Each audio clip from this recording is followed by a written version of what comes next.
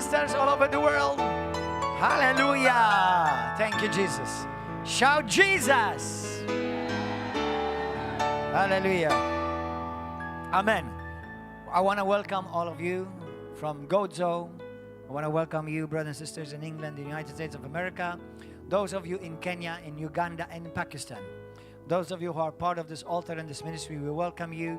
And we want to wish you a most blessed Christmas in this season of your life. And I encourage you to join us. Please listen to me carefully. Voglio salutare tutti gli italiani, tutti quelli a Modena, tutti quelli in Sicilia, tutti quelli a Puglia. Vi saluto e voglio incoraggiarvi a stare con noi in questa stagione nuova. E da gennaio noi cominceremo 21 giorni di digiuno e preghiera ogni giorno qui, collegate con noi qui a River of Love Malta per la preghiera ogni giorno. Saremo un'onda live stream sul gruppo di Facebook chiuso.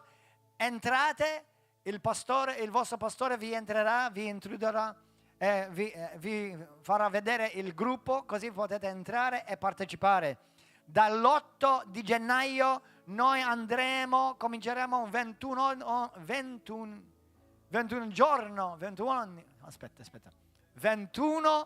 giorni di digiuno e preghiera per questa nuova stagione, per questo nuovo anno. For in January, we're going to start from the 8th of January as a time of fasting and praying. I know many churches all over the world, like us, they do this. Some may do it less, some may do it more, but we at least do it for 21 days of prayer and fasting. We call it the Daniel fast. Now do any fast that you feel led or best suits you, but do it. And join us here every day from the 8th of January. Those of you who are part of this ministry and part of this altar, get into the group and join us and pray. Make an effort to be present, whether you're in another nation, be at least connected. And we wish you a beautiful Christmas season. Hallelujah. And those of you who are part of this church that live in Malta or Gozo, be here on the 24th, which is Christmas Eve. We're going to have the Christmas Spectacular from 7 o'clock. And then afterwards, on Christmas Eve, around 8:30, we start with the candlelight communion service. And then we'll go on and we'll have fellowship together and eat together. And on New Year's Eve, the same way, we're going to have the New Year's Eve service from 8 o'clock onwards, and we fellowship with others, with our brothers and sisters. And then we're going to be eating.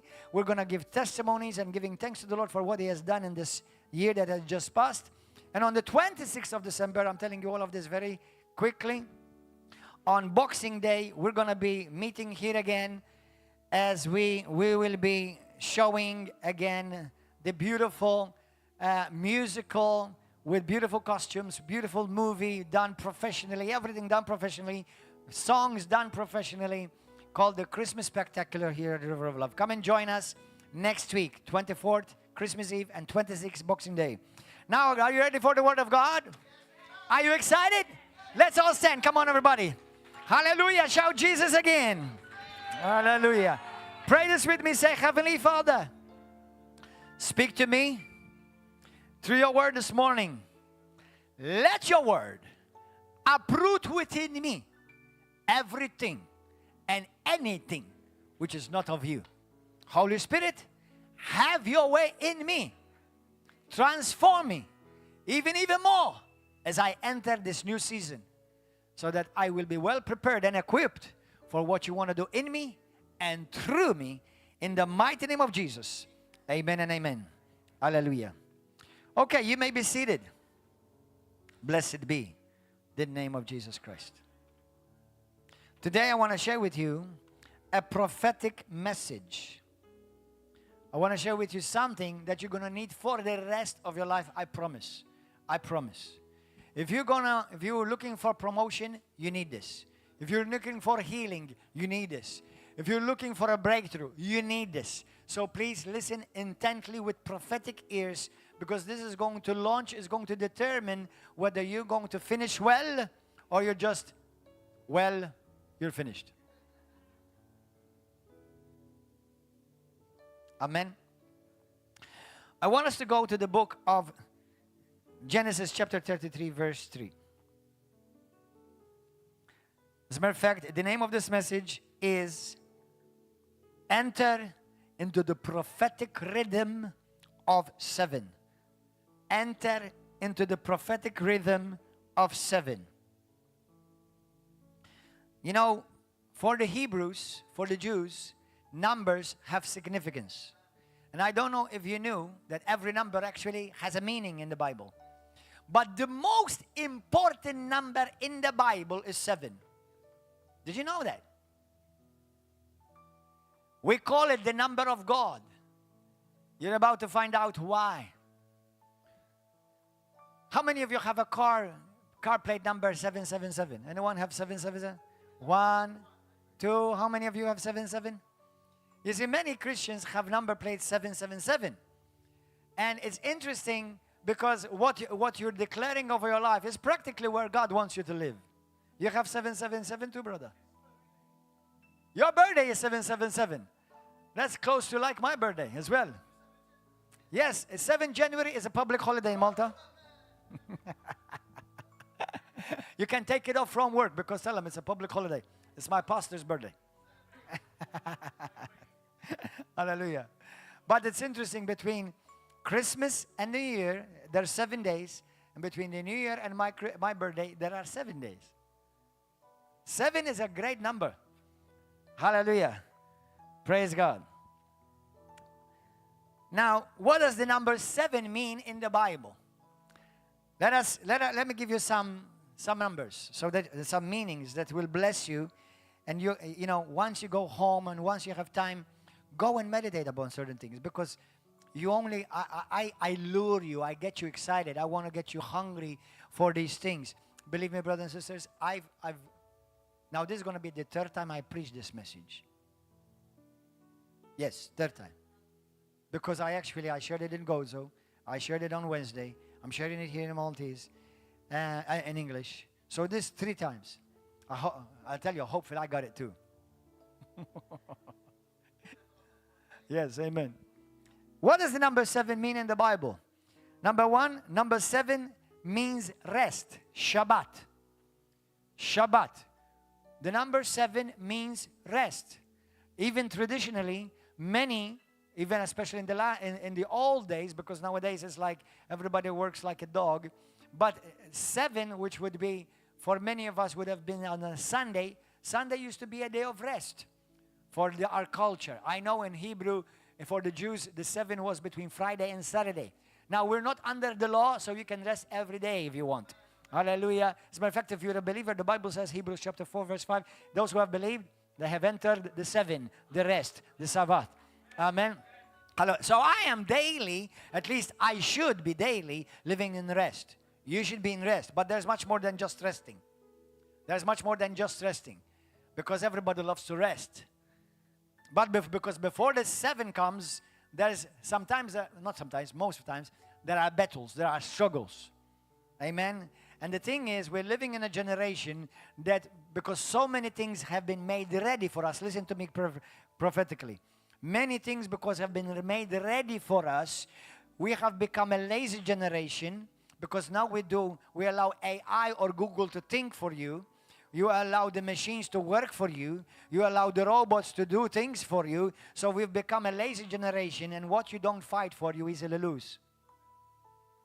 Are you hearing something? So 7 is great, especially when you have struggled, you have fought, because I really believe that we have been created to fight, not fight each other. Okay, that's definitely what the Lord doesn't want. But fight means to struggle, because when you struggle, not struggle badly, but to fight, to achieve, is what makes you feel strong. It will make you strong. It will give you strength, because it's like, can you imagine? You know, now the new season of the New Year is about to start. Many will start making resolution. I'm going to go to the gym. I'm going to walk. They will do it about a week, and then they quit again. Nowadays, I think many people want to get a good body, a good physique, and they get in shape and they get fit by looking somebody else doing the gym. Well, Pastor, I watch these fitness programs on YouTube. Well, that's nice. But you have to struggle. You have to work your booty so that you get the type of body that you desire or the kind of fitness that you desire, because it's not about just body. It's really fitness as well. It's being healthy. So, but the thing, if you notice, things which you take for granted because you've just received, this is like an inheritance. When somebody receives an inheritance, they normally, how many people you've heard of, they won a lottery, a lot of money, and within a few years they're poor and broke? Why is that? Because what you don't work for, you lose easily. You take for granted. But when you work hard, you know, I know people who are millionaires and they bless the church and they bless the missions, not just here, I'm talking about other places, okay? And they have money, but you see them, man, they work hard. But then I know some millionaires, I'm telling you the truth, I know millionaires who've inherited millions and they are drug addicts. Why? Because they did not work for it. It's none who worked for it.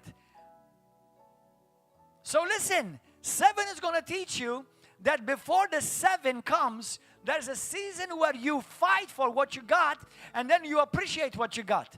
Hallelujah. Now let me tell you this. Also, many of us have received things you did not fight for, but your father fought for, your mother fought for, your pastor fought for, the apostle fought for. You see, many of us, we're here because somebody fought for something for us to enjoy today.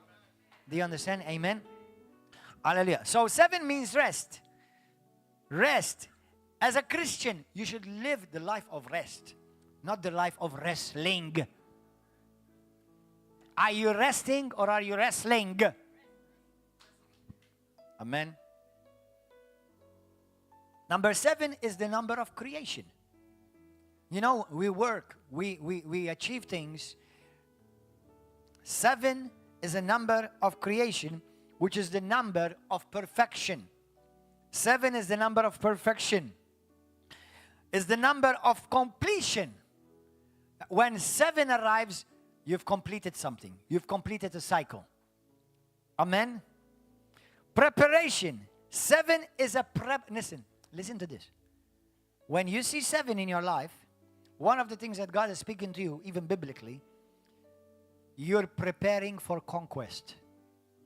Listen, remember when God spoke to Joshua to go and circle and walk around Jericho? How many times did they walk around? 7.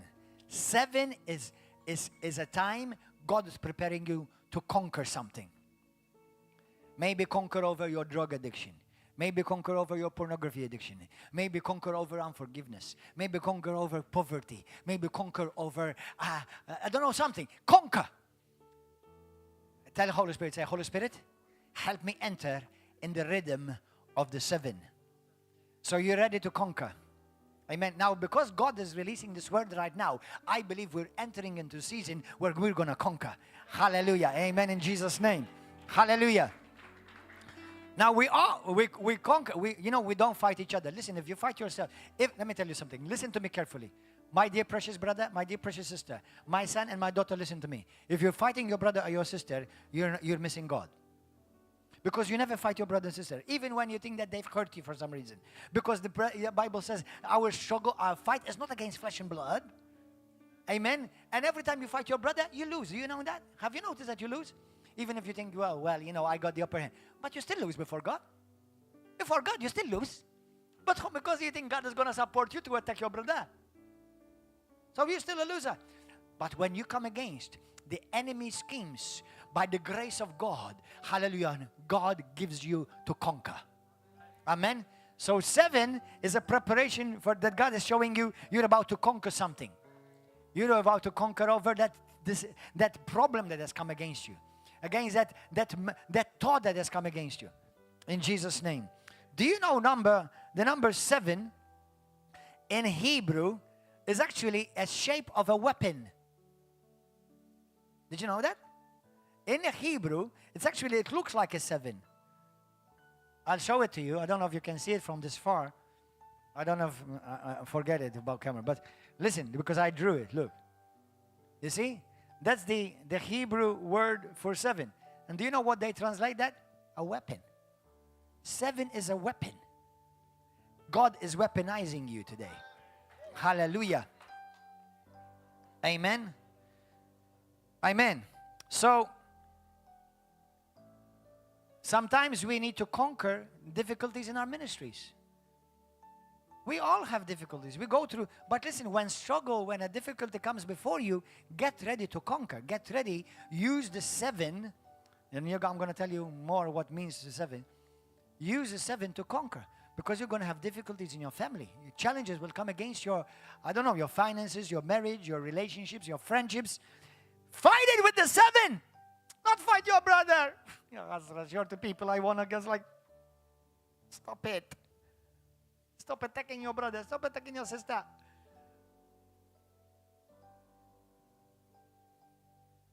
And it's very dishonorable when even you attack your brother, your spiritual father who raised you. Do you think you're going to get blessed by doing that? Do you see how deceptive? Hallelujah. Thank you, Lord. Me and you, we're called to live and enter into the rhythm of 7. Do you know life is full of rhythm? Do you know there's the rhythm of sound? There's the rhythm of life. There's the rhythm of earth. Life is full of rhythms. In the kingdom realm, in the spiritual realm, Jesus have called us to live in the rhythm of 7. Amen? Hallelujah. Now look at this. In Genesis chapter 33, verse 3. When Jacob went to meet with Esau, his brother.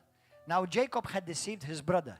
Now, I think his brother was not the wisest. Because his brother at one time, it didn't seem like he was appreciating his inheritance as of the firstborn. So Jacob took advantage of his ignorance, and he deceived his father, and he deceived his brother.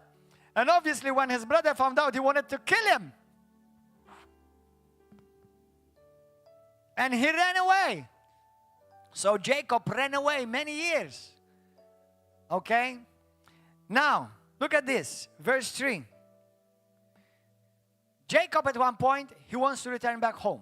He wants to return with his family. Look at this wonderful, beautiful scripture.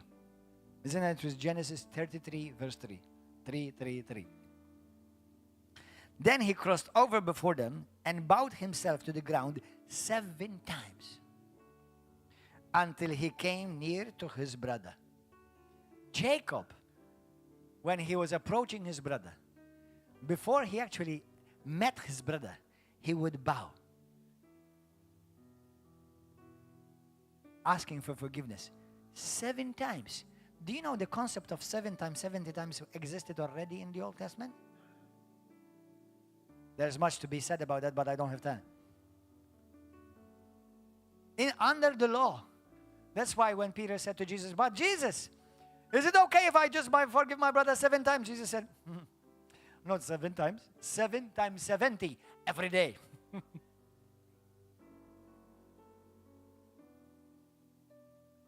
Why? Mamma mia! And then what did Jesus say when he spoke about those things? What did the disciples said? Jesus, give us faith. Increase our faith.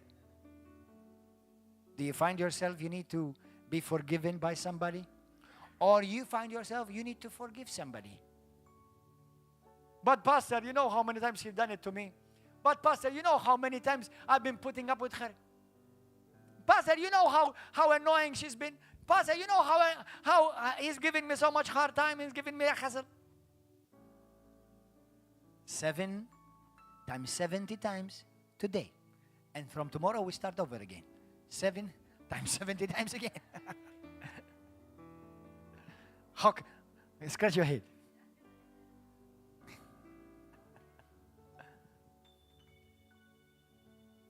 Have you noticed that relationships are not easy? Have you noticed that relationships are not easy? Even if you have your best friend, even the one you love, they're not easy. And every day, you have to close the chapter of that day, and the next day, you start over again. Start counting for 190 times.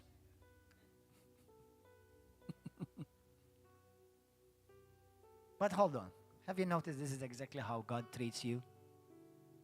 This is how Jesus operates with me. You know that? I mean, I still don't understand how with all the perfectness of God, God suffers with amnesia. You mean you don't forget? You don't remember what I did yesterday, Lord? What did you do?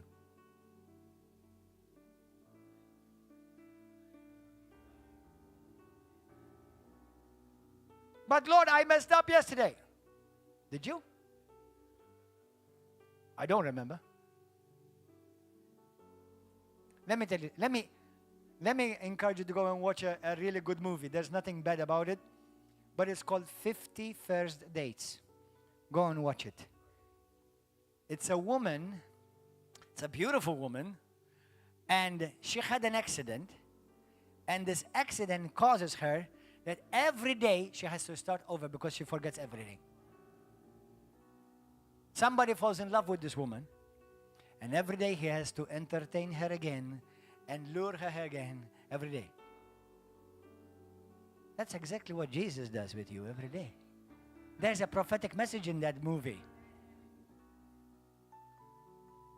You mean, Lord, you don't remember what I did yesterday? You know how yesterday, how I acted so yucky and what I said? What did you do? So I don't remember. God never demands from you what He was not willing at first to give to you. Tell Him, Holy Spirit, help me to live by the rhythm of 7. 7 times He would kneel. 7 times He would ask sorry, say sorry. 7 times. Let me tell you this. It may require 7 times of you. Here is the catchword for the rest of your life. 7 times. But I'm tired. I'm tired of waiting. Wait more. 7 times. Humbling yourself. Daily.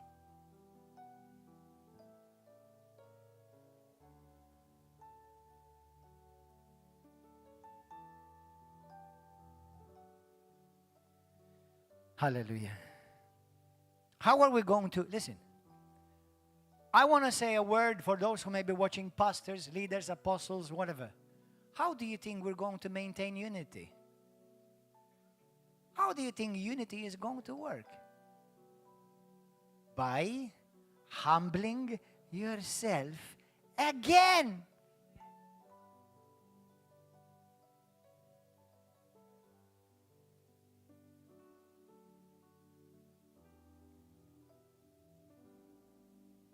How can we remain one, river of love?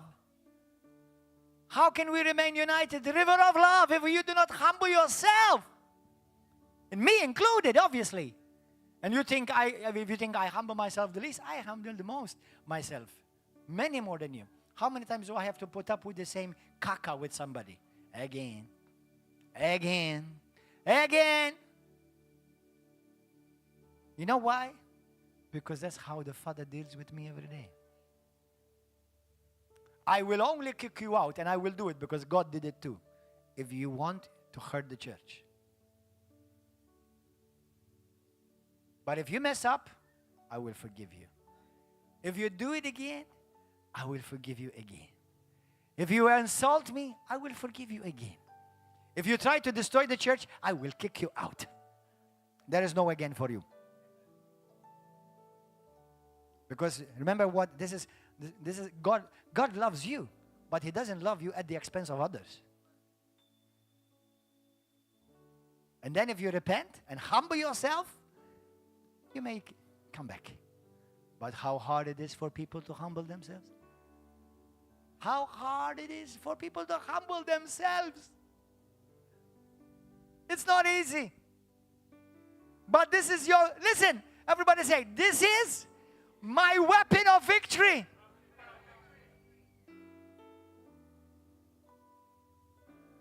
Hallelujah. Thank you, Holy Spirit. Find your place. Communicate. Relate. Be patient. Be gracious. Don't try to be like everybody else. Don't expect everybody else to be like you. There is beauty in diversity. We're all different. You're all unique. And you're all needed. And there's a place for every one of us in the body of Christ. Don't try to be like me. Number one, I don't want you. I want to remain original. I don't want to be like you. I know you're cute, pretty, handsome, wonderful. But I don't want to be like you. I love me. I love making me. I do me the best. If I try to do you, I'll be terrible. That's why God has made you who you are. Because you're unique. Even if you shout to scream, if you're a bit savage, but there's a place for you. Sometimes in the body of Christ, we need somebody savage. Not all savage. Sometimes we need a soft-spoken. We need one who is sweet. But sometimes we need somebody who's firm as well. Listen, we're like all a box of tools. And you need different tools for different situations. You know, well, because that brother, you know, this, he does this and this. Listen, God made him like that because there's a need for that type of character in the body of Christ. Well, you know, this sister is like this and this. Listen, God made her like that because there's a need for that in the body of Christ. God loves diversity. Amen? Now, I'm not telling you sin. If it's a sin, quit it. Okay? If you're doing something that offends God, quit it. But we are all different. If you see a brother who's different from you, why are you finding that strange? Why do you find it strange? You know how many pastors I've met and how many prophets and apostles. Man, I tell you, the diversity of differences, holy smokes. And let me give you another heads up. Some of the ones that I liked the least are some of the most that helped me to grow the most.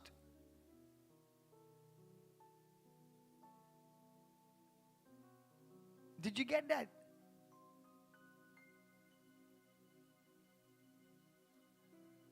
I have a pastor, even my spiritual father, and most probably he's listening to this message.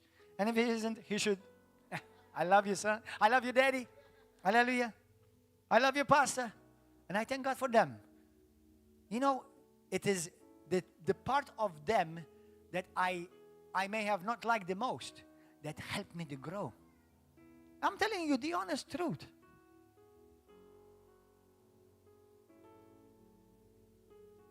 I remember my pastor. For years I was in the church. I served in the altar team. I served the ministry of the youths. And I'll tell you, this is how you would, I mean, imagine this is me. And he would walk like this. It's like, hello, I'm here. Do you know that was a challenge for me? Like, I'm going to leave church. Pastor doesn't even think, doesn't even look at me. He's anointed. God has used him. Thousands of churches all over the world because he's an apostle. Okay? Until one day, I saw him in a restaurant with his wife and a couple of other leaders. And I said, I want to pay their meal. And I paid their meal by surprise. And God positioned me for what was coming next. Then a few months later, he said, I'm going to come and see you in Malta with his own private jet.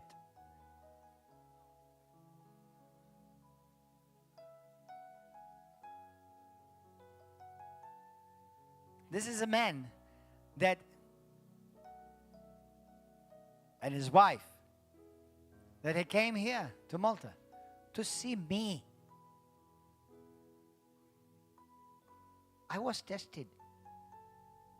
I was tempted to leave the church. I was tempted to go and be, oh, there's a pastor. He's so loving. He's so cuddly. Every time he sees me, he hugs me. Listen, that's wonderful. I love hugging people. I love saying wonderful things to some people. Okay? But God knew what I needed to get me straightened up.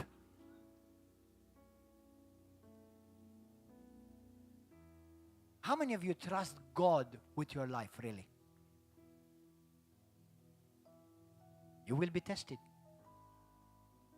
And God will not stop until you enter the 7.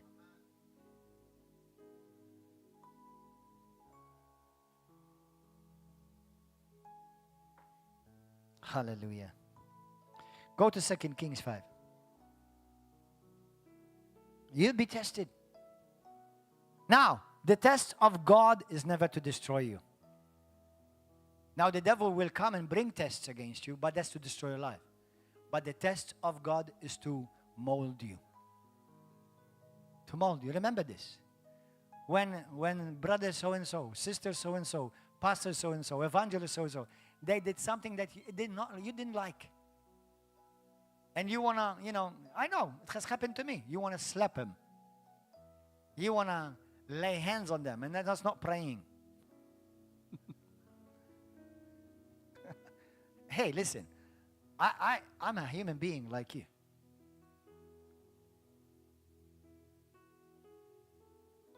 No, I'm not strong. I'm strong in the Lord, yes.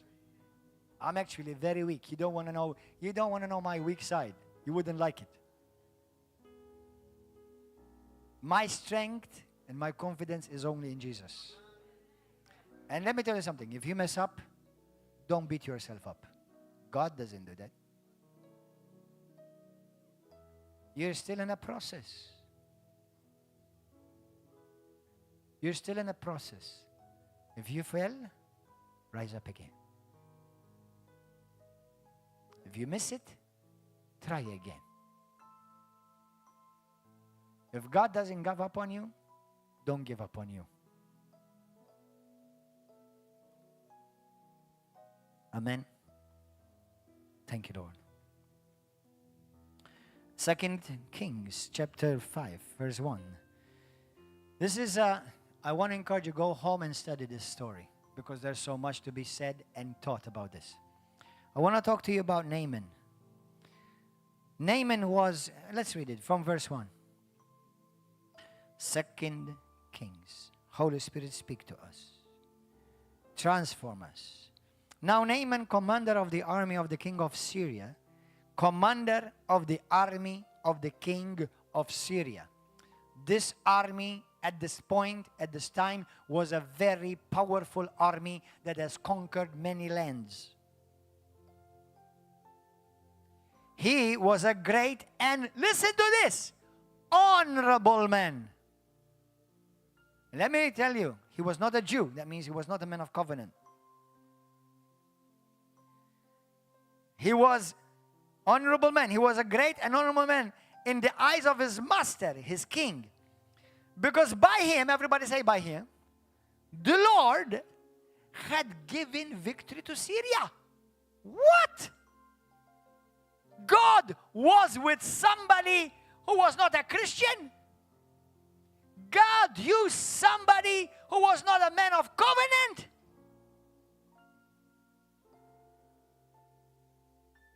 He used somebody to bring victory to his king who was not, they were not serving Yahweh.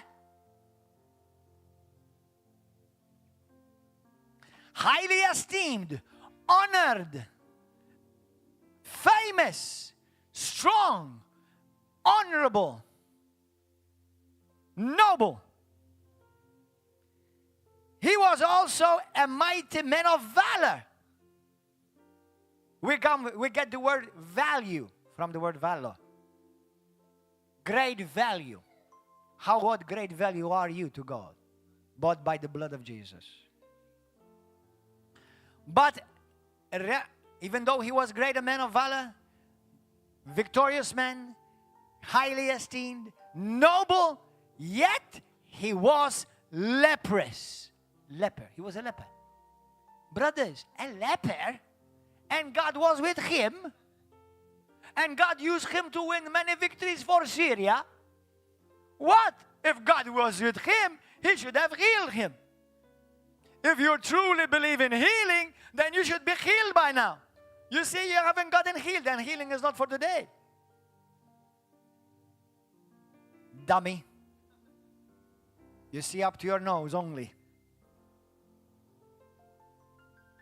How many of you believe that the will of God is for you to be healed? It is. Even if I don't see it right away, but it is. But you must enter, everybody say it, you must enter the rhythm of 7. He has given you a car. He has given you a house. You have success in your business, but you're still sick. What's wrong? Or maybe it's not just healing. Maybe, Pastor, I've been fasting, I've been praying, I've been coming to church, I even tithe and give offerings. But Pastor, I cannot see a breakthrough in this area. What's wrong? Maybe God doesn't want it. Maybe it's not God's will for me to have it. No! Enter into the rhythm of 7. Here is coming. Here. And the Syrians had gone out on raids and had brought back a captive, a young girl from the land of Israel. Because the Syrians had attacked Israel and took many Israelis captive, slaves. She waited on Naaman's wife. So she is the one that assisted as a slave by force the wife of this mighty warrior. Then she said, this Hebrew girl, what's her name? Everybody know her name? The great woman of God that nobody knows her name. The great woman of God who turned a problem into a possibility, into a prophetic opportunity. Then she said to her mistress, if only my master were with the prophet who is in Samaria, for he would heal him of his leprosy. How many of you, God had put an opportunity for you in front of you to bless even someone who hurt you? But I'm angry. He hurt me. He was unjust with me. He was not fair with me. God put an opportunity in front of you. I'm still angry. They did me wrong. I'm still angry. You can't see past yourself. So you remain a slave on the outside and now on the inside too.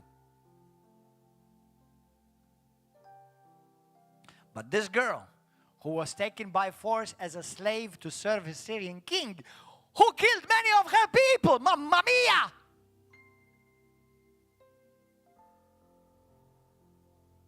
She took an opportunity to serve as a bridge for what God was about to do through this one unknown girl to touch a man and then change a nation.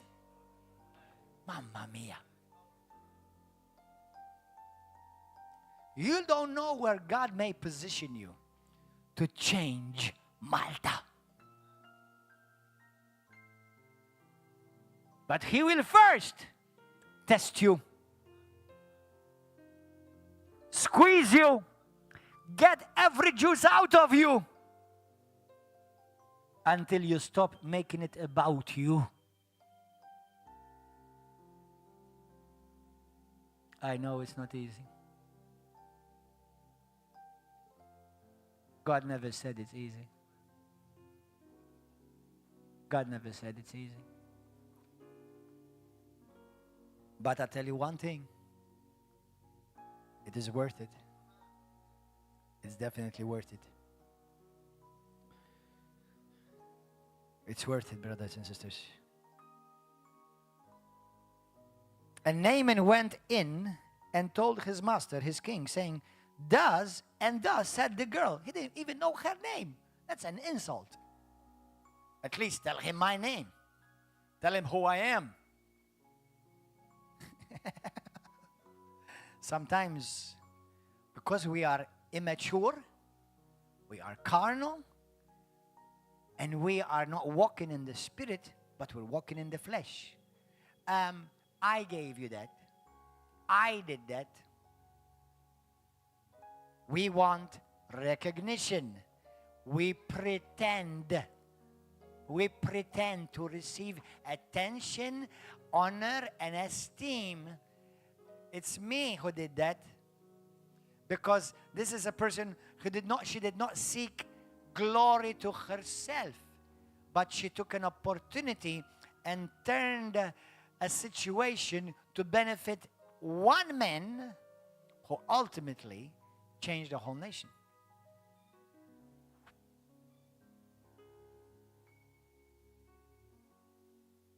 The slave, this woman slave, she became a prophetic opportunity for her master. The same one who was her enemy. Remain unknown.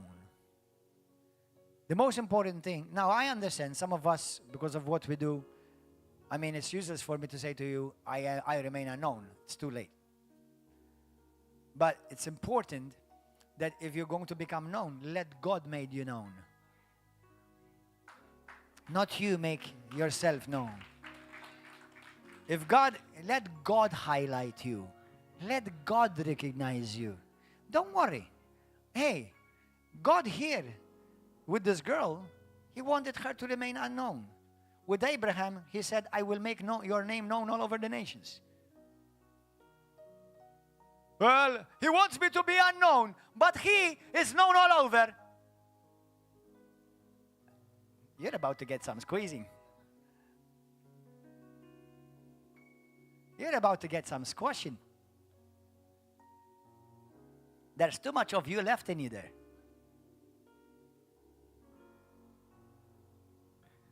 Don't look at somebody who may have been through the process already before you. But right now, all you're seeing is just the end result.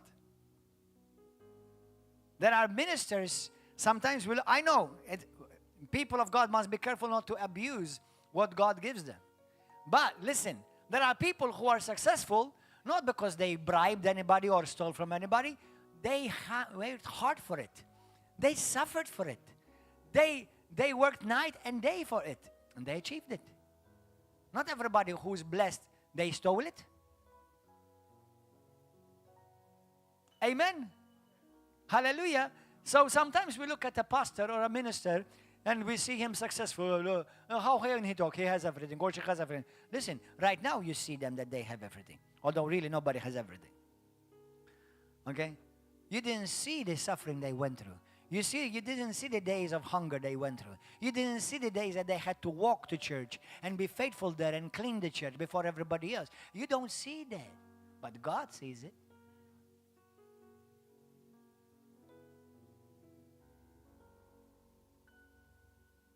Amen. Hallelujah. Now listen to this. So Naaman went in and told his mother, saying, thus and thus said this girl who is from the land of Israel. Then the king of Syria said, go now, and I will send a letter to the king of Israel. So he departed and took with him 10 talents of silver, 6,000 shekels of gold, and 10 changes of clothing. Then he brought the letter to the king of Israel, which said, now, the king of Syria is telling to the king of Israel, be advised, when this letter comes to you, that I have sent Naaman my servant to you, that you may heal him of his leprosy. Now, and it happened when the king of Israel read this letter, that they were at war with each other, by the way, that he tore his clothes and said, am I God? Are you crazy? What the heck is this? Is this some type of letter that you're trying to set up and stir up a war again? To kill me and to make a life? That this man sends a man to me to heal him of his leprosy? I don't heal people. How can I heal you? Why are you expecting me to heal you? Therefore, please consider and see how he seeks a quarrel with me. He was thinking that the king of Syria is sending this letter to set him up for war. Now, the prophet of God, Elijah, the man of God, heard what his king said. That he has torn his clothes. To tear his clothes is anger, is defiance. That he sent to his king and saying, why have you torn your clothes? Hey, yo, calm down. God is here. Calm down. Take it easy. What is the fuss? He wants to be healed? No worry. Tell him to come to me. Wow. This is what you and I should be able to say every day. They want to be healed. They want to be delivered. Don't worry. No fuss. No big deal. Tell them to come to me. So that they will know that Jesus Christ is alive. We don't serve a statue. We don't serve a religion. But we serve the living God, the King of Kings and the Lord of Glory. Hallelujah. Thank you, Jesus. Let him come to me, and that he may know that there is a prophet in Israel. Then Naaman went with his horses and chariots, and he stood at the door of Elijah's house. Listen to this. Naaman, the king of the army, the commander of the army, honorable, notable, noble, esteemed, famous. Every woman in the town wants him, this beautiful, handsome guy, but with leprosy. So obviously, because he's highly esteemed and is so famous for winning all the victories of Syria, now he goes with all the horses, with all the pom-pom girls, singing hallelujah, Elijah! Hey, yo, boy, yo, man. They said to me that you heal people. Hey, listen, man. I'm king. I'm the commander's king. The king is my king, and I'm his commander, and I am the king of the army. I won a lot of victories. I'm famous. I'm noble. I'm good looking, but I have a problem. Please come and meet me. Come and heal me, yo. Because I pretend. Because, oh, by the way, God is, even God is with me. So you must talk to me because God blessed me. Woo. Everybody say pretend. Every time you pretend, you're setting up yourself for a big fall.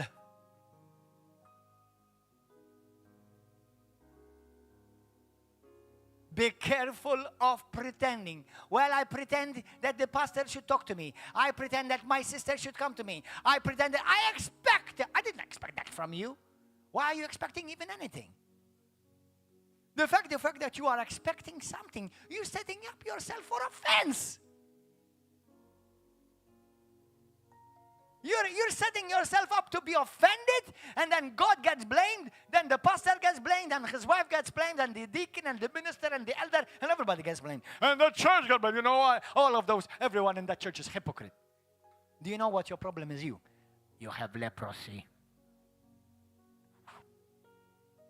You have leprosy. Do you know that prophetically in the Bible, leprosy means pride? Do you know many Christians have leprosy? God is with them. God blesses them. God uses them. But they're walking around with leprosy. Are you hearing what the Spirit of the Lord is saying? But Pastor, how could he have leprosy? He loves Jesus. He even helped me. He's got leprosy. But Pastor, I did not expect that from you. You know how hard I work in this church, and you know how much money I give. Actually, I don't, because I don't check on people how many people give, how much money give. They all go to the accounts, and so I don't see nothing. No, and even if I did, I don't want to know, because then you start expecting attention, and you start pretending.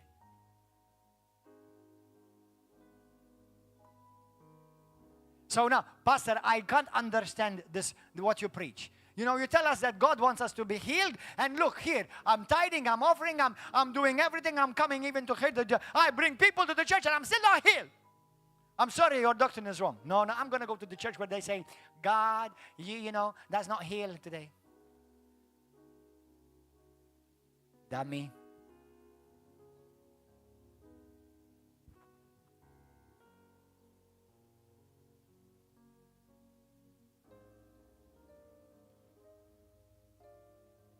God never changes, but you always change.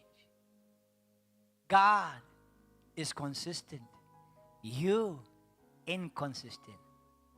God is always faithful, but you unfaithful. Sometimes faithful, sometimes not. Sometimes I praise God, sometimes I blame God.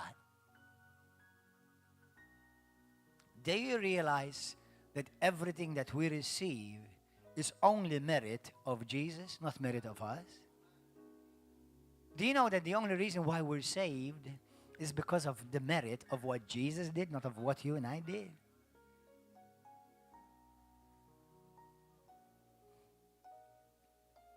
Be careful of what you expect, like pretend.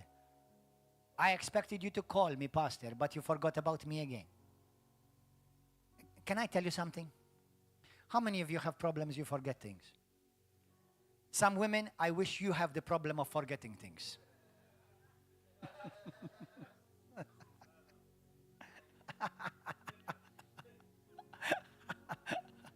How many of you got that prophetically?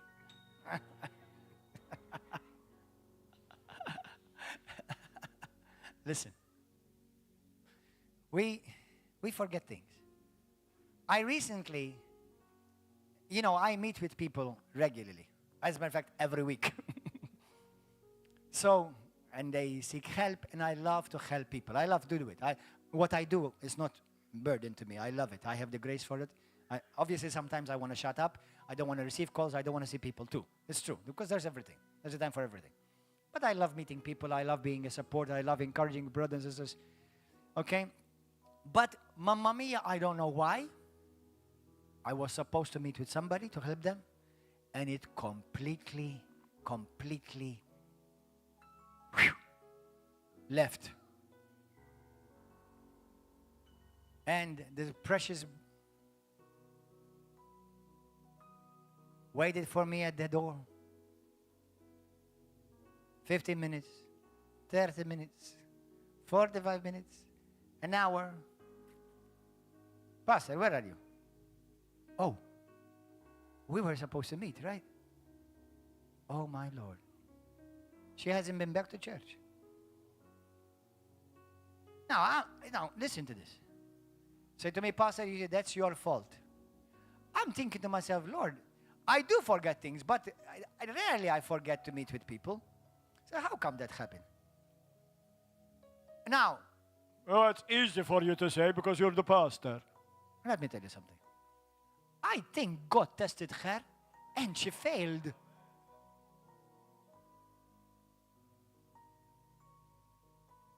Apart from I'm still human. And I can forget, like every one of us do. But that was a test for you. And you failed it. Instead of saying, it's okay, Pastor, no problem. We can all forget. We can reschedule. I would have gladly rescheduled, even if you wanted me twice to make up for you. I don't mind. But no. Because this precious person, she's so hurt. She's been so offended. So now that was the cherry on the cake. God was setting up a 7 before her. But she got stuck on the 6. The number of men. The human way. The human reasoning that will kill you, that will mark you, and Satan will claim you.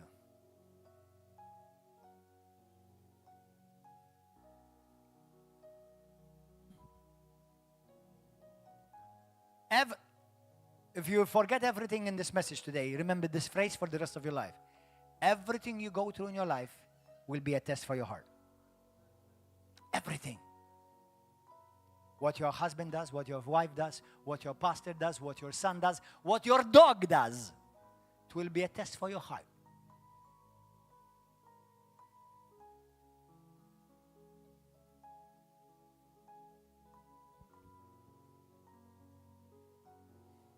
Hallelujah. So, are you getting something this morning? I'm setting you up for success. I'm setting you up for victory. I'm setting you up for conquest.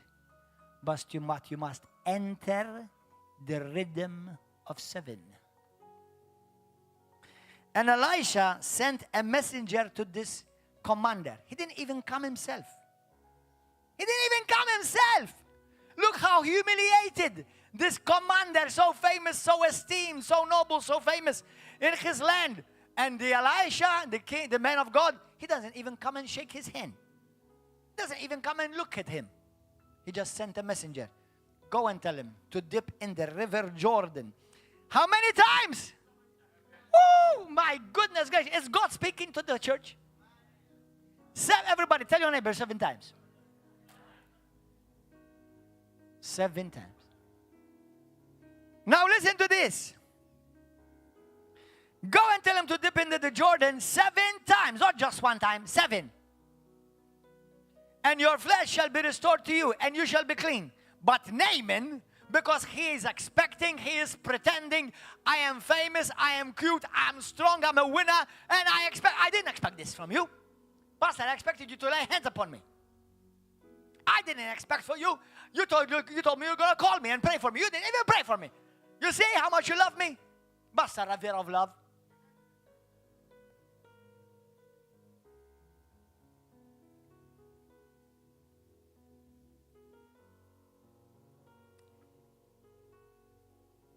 Oh Lord. But Naaman became furious and went away and said, indeed, I said to myself, he will surely come. He said to himself, he's expecting, he's pretending. I expected that the prophet, if he's truly a prophet of God, he should have known who I am, how famous, how highly esteemed I am, and how important I am. And he should have at least come and waved his hand over me, and he would heal me in the name of the Lord and heal me from the leprosy. Are you not Abana? But then this is what he said. Are not the Abana and the Farfar, that means were rivers of Damascus, better than all the waters of Israel? I tell you what, here I may not blame him partly, because when I went to the Jordan, it was filthy and it was dirty. Now, I don't know how it was back then, but most likely it was dirty as well. When I went to Israel and I saw people being baptized in the Jordan, they went down with white gowns and they came up brown. They changed color. I'm not joking. It's truth. Because they go and get baptized in the river Jordan. It's yucky. It's all miry. It's all muddy.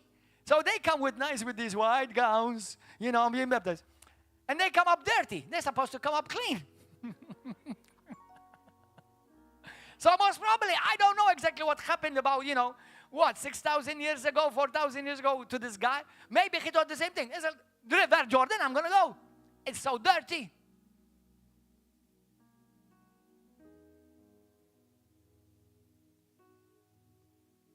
Yeah, River Jordan. You need to get in the dirt. So he turned and went away in rage. He was angry because he was pretending. He was full of pride. But yet God was with him. God gave him victory. God made him honorable. God made him famous. But he was full of leprosy. Can God use somebody and still has a problem with pride? Definitely. So listen. Ministers, pastors, apostles, evangelists, don't. Kif jgħidu bil-Malti, toqgħodx timla għajnek, God uses me, so I must be okay. Oh no, that's not necessarily automatically true. God may still use you, but you still are being used while you have leprosy. Okay? So be careful, because sometimes we pastors, leaders, apostles, and prophets, and whatever, ministers of God, and sometimes even anyone who serves God, you say, but God is using me, I must be okay. Oh, no. Oh, no. God may use you, but He's still dealing with your leprosy.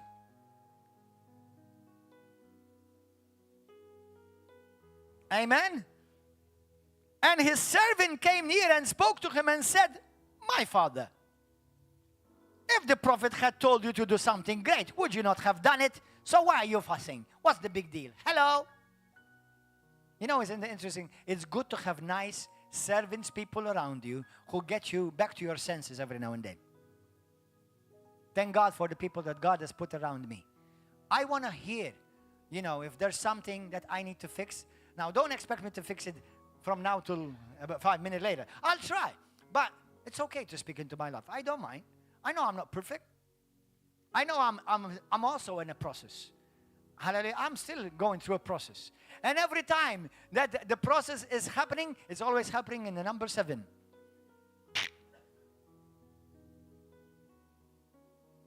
Amen. Hallelujah. So, how much more then if you would say to him, just because he said to you, wash and be clean.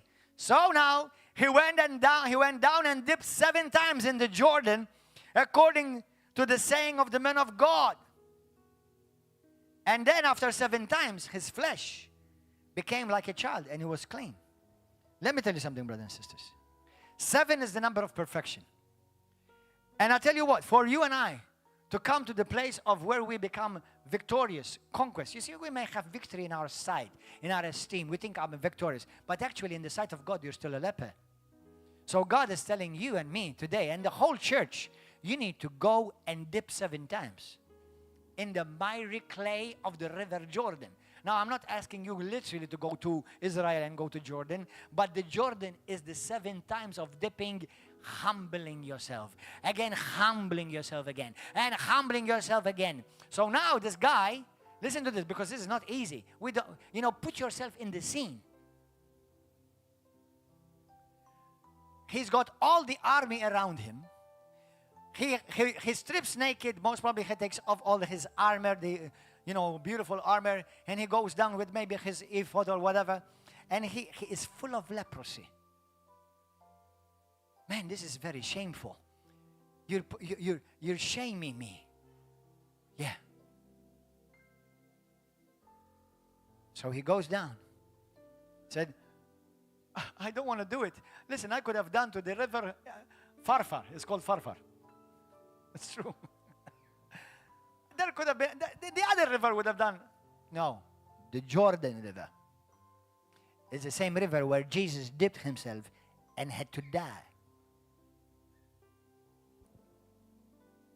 That's the Jordan where Jesus Christ dipped himself and he submerged himself, and then a voice from heaven was heard saying, "This is my beloved Son, in whom I am pleased." This is what you want to hear.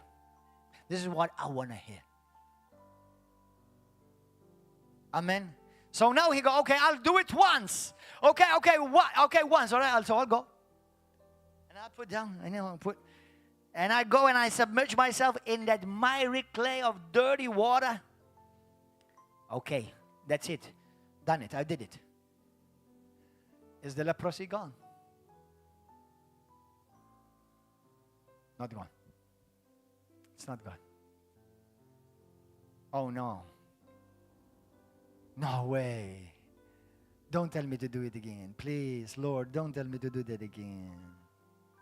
That was humiliating. Jesus. This message is for me more than you realize. But it's for every one of us. It's for me, for Gordon. I'm preaching to me. Since nobody told me, then I had to tell myself.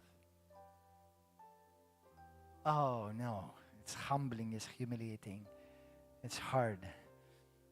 Kif jgħidu bil-Malti, ħajkollina għalija, I have to fall for her. She should apologize first, or he should apologize. Yeah, I didn't do anything wrong to him, Lord. Why do you ask me to do? No. How hard. How hard. Lord, use me. Yes. Go and dip 7 times. Okay, I'll just do it once again. All right, okay, to make sure that I did it right. Okay, I do it. Okay, Lord, I'll do it again. In front of everybody. Dip, water, miry, unclean, dirty water covering me. Okay, this one. That's it now. Okay, done.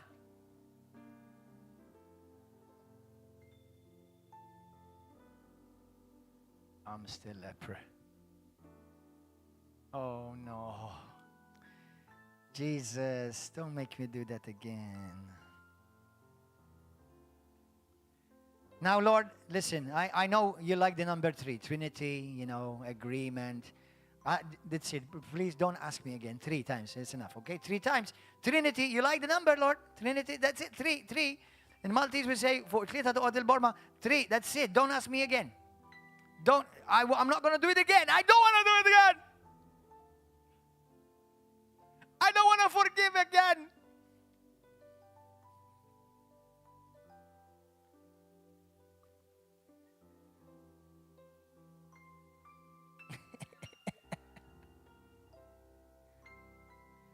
This must be it. Because God loves Trinity. Okay, Lord, hallelujah. Thank you, Jesus, I'm healed.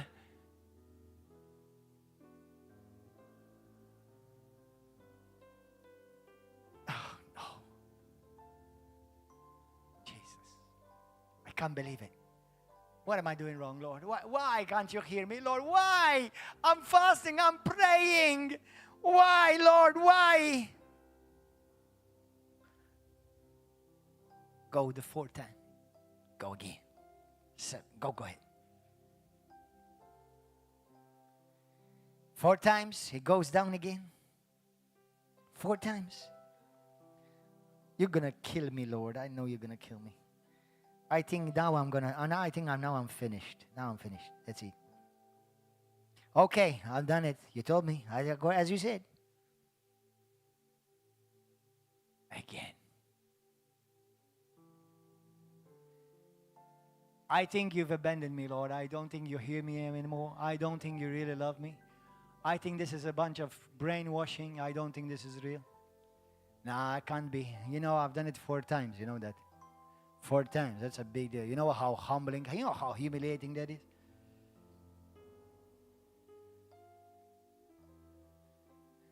So now, 5 times. Okay, Lord, I know 5 is the number of grace. Okay, we preach grace, I preach grace, we operate in grace. Oh, okay, it must be 5. Okay, it must be 5. It must be 5. 5. Okay, 5. I know 5 is going to work. I know this time is going to work. 5. I know this time is going to work for sure because grace, God is the God of grace. We preach the gospel of grace. I know, okay, let me get in. All right, okay. Hallelujah. 5 again. And hallelujah. Thank you, Jesus.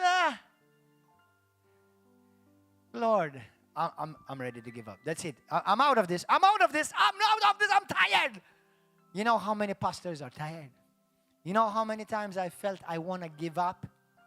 You think I'm joking? I'm not joking. I love to joke, and you know that. But I'm not joking. How many times I wanted to give up as a pastor?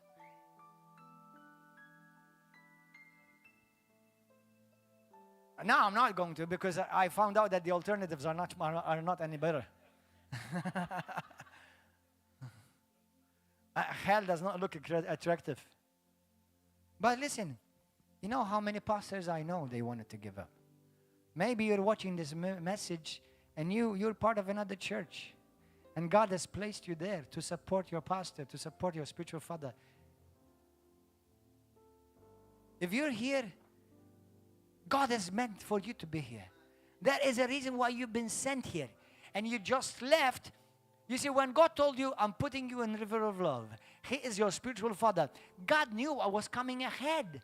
But you just left. Why? Because you were tired being submerged. You are tired being humiliated. You are tired not having in your way. You wanted your way. No, I'm going to go to another church where they love me. You know, they give me the pulpit. You know, they bless me and they see the gift in me. You know, lovely, beautiful, but they handicapped you. Now you don't see it right now because, you know, you're seeing the immediate reward, the immediate gratification. You know how many of them like that are in the world? I've seen so many ministers jumping out of that pool before their time.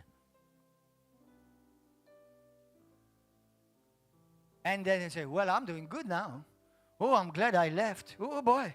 And then down the line, listen to this. I'm not joking with you.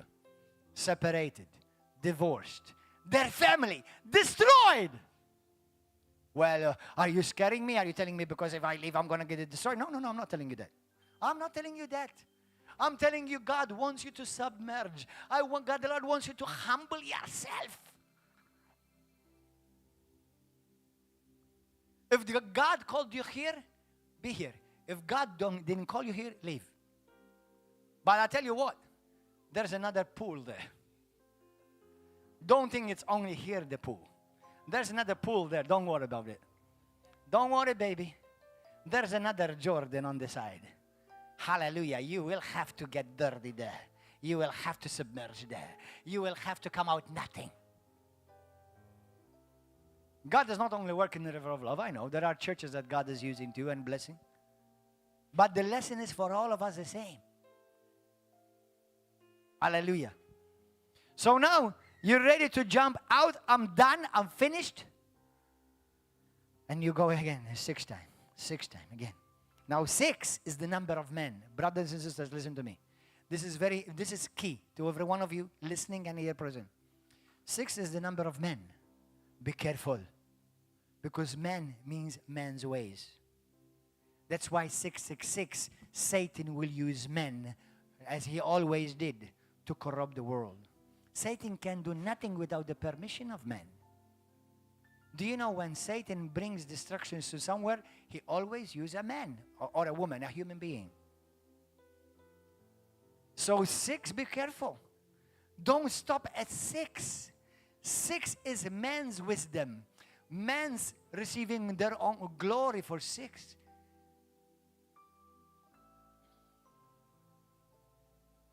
Be careful. So now,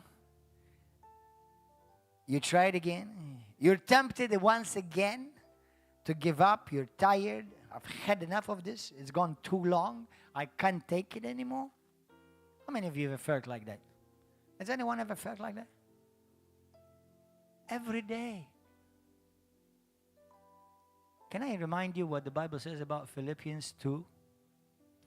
Jesus, God, made Jesus stripped. Jesus humbled himself. How many times?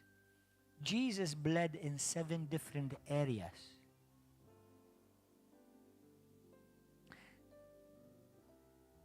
How many times the number 7 is mentioned in the Bible? Why do we call 7 the number of God? Because I'll tell you a story. Just this week, my wife saw a video on YouTube of somebody who had an experience who went to heaven. And when she entered heaven, now if you believe it or not, it's irrelevant. It's not against the Bible. It's biblical. The concept is biblical. And when she entered, the Lord said, she saw many people gathered together, all together. And the Lord said to her, he said, Dora, do you know what they have got all in common, these people? Humility. Why do you think Jesus says no one can enter the kingdom of God unless first they become what? Like this little child. You mean you can't be saved if you're not humble?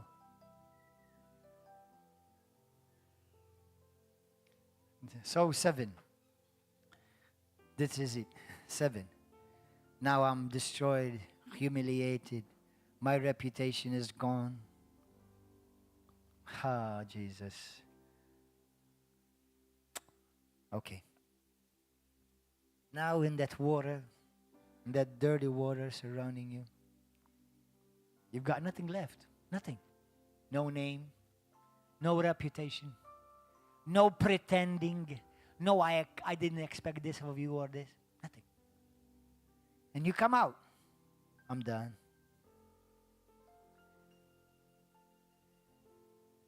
And you're clean. And you're clean. And let me tell you this. You're not only clean from the leprosy on the outside, but most important, you're clean from the leprosy on the inside. Pride is a leprosy. And God is not going to let you get out of that dirty water until you humble yourself. But I already did. Again. But I've been waiting. Again. I'm setting you up for something big, daughter. I'm setting you up for something much bigger than you can imagine, son. But I can only use you when you're completely empty of you.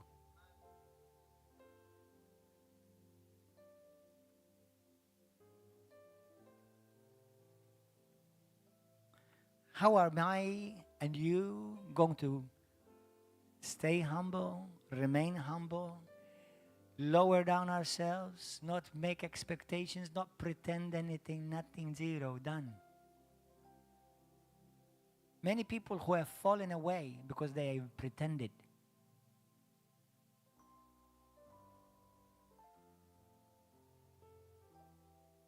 Now you're perfect.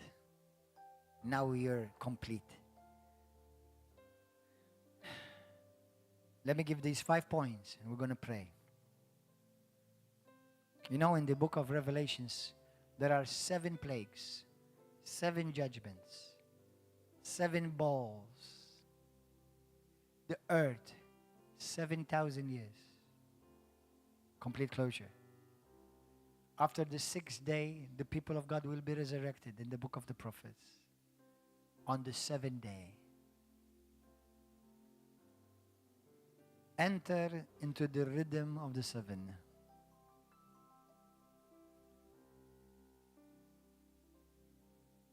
Thank you, Lord.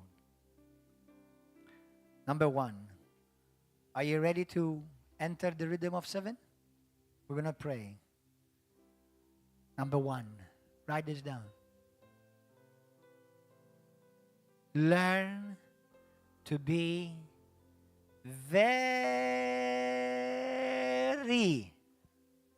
patient. God is love, and God is patient. And love is patient. How long? Forever, every day. Patient. Patient.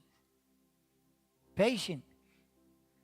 It saddens me when I hear couples who want a divorce and they give up on their marriage.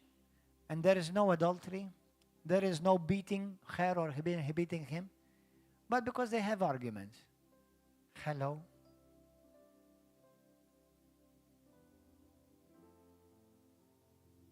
Patience. God is still working in her. God is still working in him. Patience. Be patient. How much patience, but the Lord, Pastor? Well, if you do it as much as God is patient with you, that would be enough.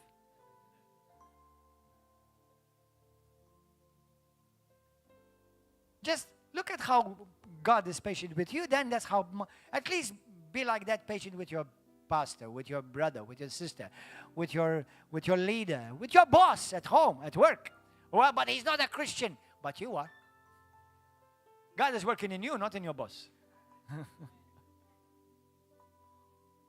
Patient. Because patience, Bible says, actually another word for patience is long suffering. Oh, I'm suffering. Well, suffer some more. Well, I can't wait anymore. Well, wait more. So learn to be patient. Point 2, which is similar to point 1. Learn to wait. The Bible says the times and the seasons are only in the hands of God. Stop giving God terminating dates. Well, Lord, by this, if you don't do it by the end of this week, I'm done. Lord, stop giving God ultimatums. Stop it. I'm going to tell you something. 99.9%, he will wait for the ultimatum is done and until you are done. Because you're not getting it. He's trying to teach you a lesson. He's trying to empty you of you until he can come and overflow in you. It's not easy. It's going to be worth it, because what happened then to Naaman, he became healed, and all the people now they start honoring the God of Israel.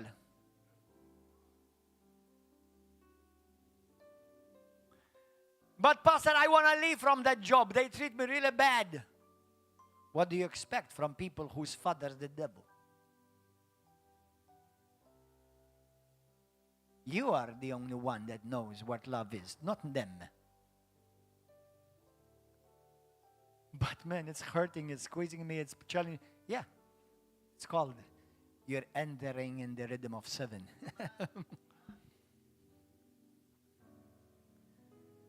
Now, I'm not telling you to suffer abuse, nor from a man or a woman or a boss or anybody.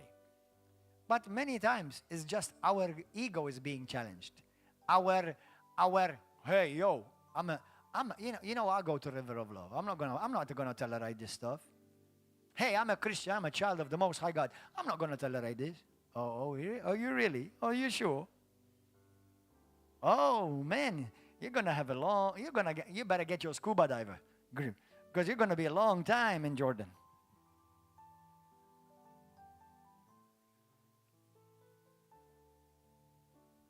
Amen.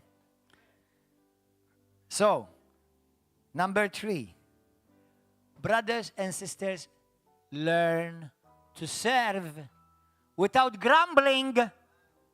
Otherwise, it will cost you and merit you nothing before God. Sometimes you need to serve the church, which should be always. Every one of us serve each other. Where are you serving in the church? Serve your husband. Serve your wife. Serve your sister. Serve your brother. Serve those who don't like you and don't love you. Serve those who hate you. Because ultimately, whatever we do for what?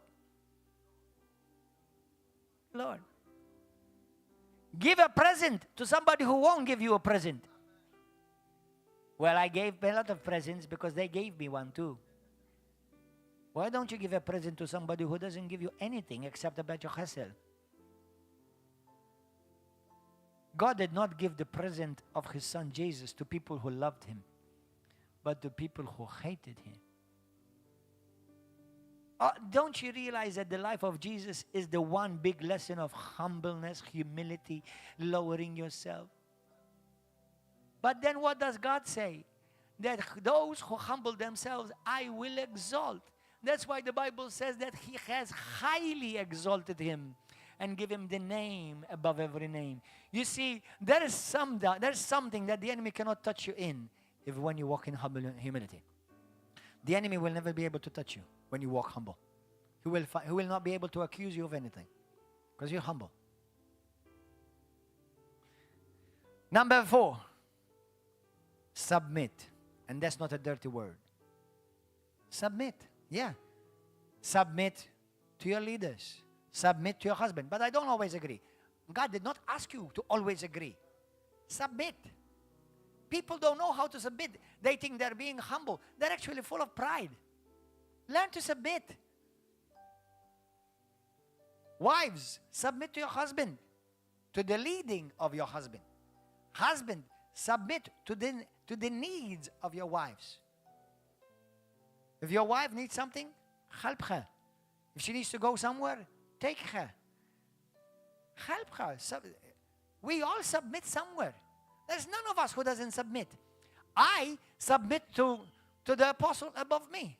When I was in that local church, I submitted to the needs and the vision of the church. I submitted. God never asked me, well, listen, you submit if you agree with everything your pastor does. No. If my pastor messes up, God still is testing me, not him. Now, I pray that no pastor will mess up, but hello, let's be real. They're humans too. They're humans too. And many of them have nothing to open their heart with. They cannot come to you as a sheep and say, listen, I really need to open my heart with somebody. No. You may open your heart with your pastor, with your leader. But how can your leader and your pastor cannot open your heart with you? You will hate him if you know what's going through his mind. And you will judge him and condemn him and crucify him. Even though he extends grace to you every time you fall and you do a poo-poo, but you will crucify him if you do something that you don't like in your eyes. So yeah, that's why many leaders give up. That's why many pastors give up. Do you know how many pastors give up? You think you got offended? Go and look how many pastors are offended, insulted for good they've done. Oh, but because they've missed it or they did something that the congregation didn't like, no, crucify him. And then we say we love Jesus. Now, I'm not saying that you done this to me. Thank God, every one of you, we have a beautiful church, River of Love. And I know you love me. Thank God for your love. But I'm not talking about just me, because this message is not just to River of Love. This is the whole church. Amen. 5, learn to obey. You want to be successful? You want to go through the process of entering the process of the 7? Learn to obey. Don't argue. Let's bow our heads. Talk to the Holy Spirit.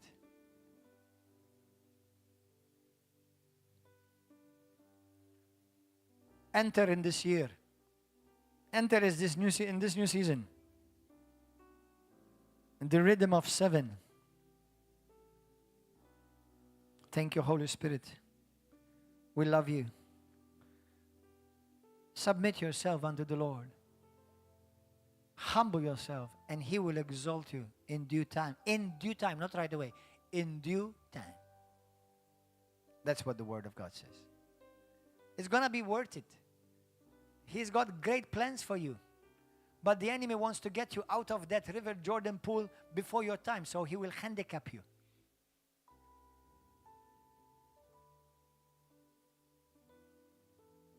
This message, you're going to need it for the rest of 2025, 26, 27, 28, 29, 30, and in eternity. Because even in heaven, everyone is humble.